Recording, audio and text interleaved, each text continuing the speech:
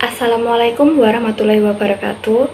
Perkenalkan, nama saya Rosita Kusmawardani dengan NIM 225231149, mahasiswa program studi Perbankan Syariah kelas 2D, Fakultas Ekonomi dan Bisnis Islam, Universitas Islam Negeri Raden Mas Said Surakarta tahun 2023.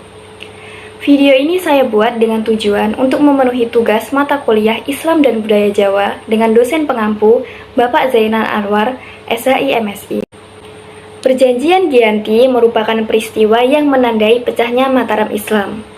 Awal mula kisah perpecahan kerajaan Islam di Jawa ini bermula dari pertikaian antar keluarga yang disebabkan oleh politik adu domba VOC.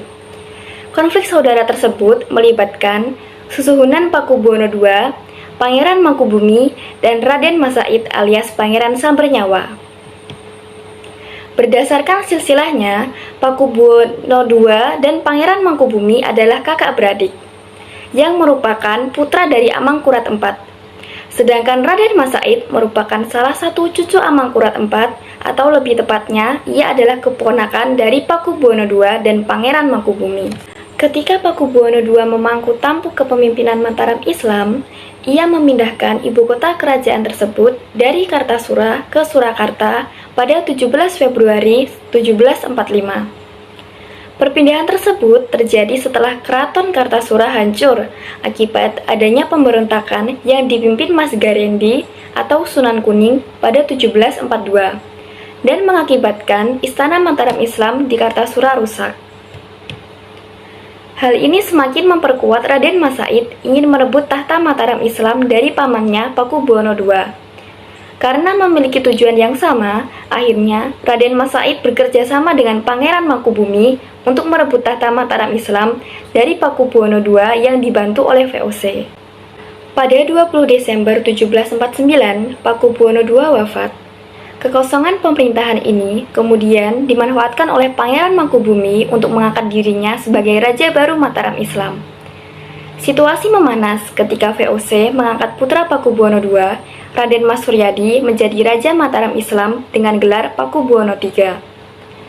Raden Mas Said dan Pangeran Mangkubumi kembali melancarkan serangan pada VOC dan Pakubuwono III.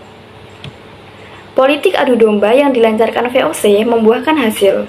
Pada 1752, terjadi perselisihan antara Pangeran Mangkubumi dan Raden Mas Said. VOC memujuk Mangkubumi dengan menjanjikan setengah wilayah kekuasaan Mataram yang dipegang Pakubuwono III. Pada 22 sampai 23 September 1754, VOC mengadakan perundingan dengan mengundang Pakubuwono III dan Pangeran Mangkubumi untuk membahas pembagian wilayah kekuasaan Mataram, gelar yang akan digunakan, serta kerjasama VOC dengan Kesultanan. Perundingan ini akhirnya mencapai kesepakatan dengan ditandatanganinya Perjanjian Giyanti pada 13 Februari 1755. Perjanjian Giyanti pada 13 Februari 1755 berisi pembagian kerajaan Mataram Islam menjadi dua bagian, yaitu Kasunanan Surakarta dan Kesultanan Ngayogyakarta. Setelah perjanjian Giyanti ditandatangani, maka Pangeran Mangkubumi pun mendapat setengah wilayah Mataram Islam yang kemudian memunculkan kerajaan baru bernama Kesultanan Ngayogyakarta Hadiningrat. Pangeran Mangkubumi lalu mendeklarasikan sebagai raja dengan gelar Sri Sultan Hamengkubuwono I. Sementara itu, Raden Mas Said atau Pangeran Sambernyawa mendapat sebagian dari wilayah Kasunanan Surakarta dengan wilayah yang dikenal dengan Kadipaten Mangkunegaran. Kemudian Kesultanan Yogyakarta juga telah terbelah dengan lahirnya Pakualaman. Dengan demikian, Tanah Jawa memiliki 4 pemerintahan. Sebagai wujud nyata di mana telah berlangsungnya kesepakatan atas Perjanjian Giyanti ini, maka dibangunlah Monumen Perjanjian Giyanti di Karanganyar, Jawa Tengah. Wujud situs ini berupa batu prasasti dan juga terdapat pohon beringin. Seperti itulah cerita asal mula Perjanjian Giyanti pada 1755 serta terbelahnya Pulau Jawa.